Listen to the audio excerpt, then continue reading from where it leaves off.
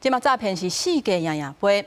新北市永和有一個阿伯，詐騙集團利用 AI 假造因後生的聲音，打電話甲講伊趕緊愛用錢，所以叫朋友去甲阿伯提錢。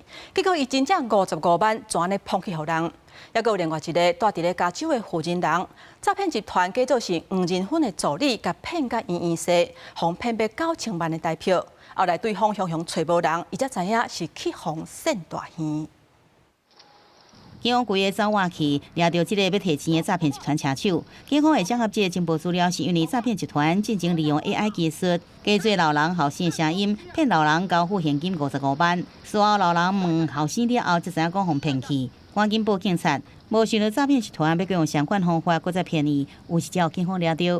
如接獲親友借錢或要求變更聯絡電話，務必冷靜求證，建議與家人設定專屬的通關密語，以辨識真偽。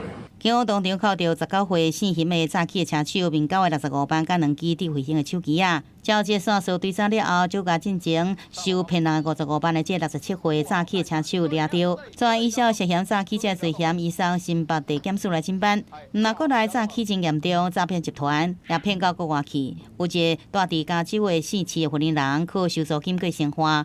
看網絡時，互詐騙集團借話甲開講，講回答執行長黃仁勳要來回報台灣鄉親，會寄這個 AI 的冊，結果請份人家裡講是黃仁勳助理的賴戶頭。一直用話甲騙、甲洗腦，才去因兜甲提錢，逐擺攏會互伊收據甲收管書，或者份人陸陸續續交美金甲黃金，要換台票9000萬。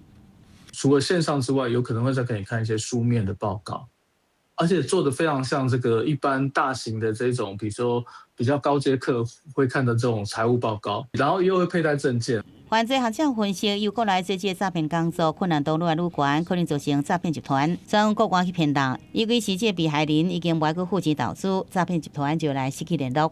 記者綜合報道。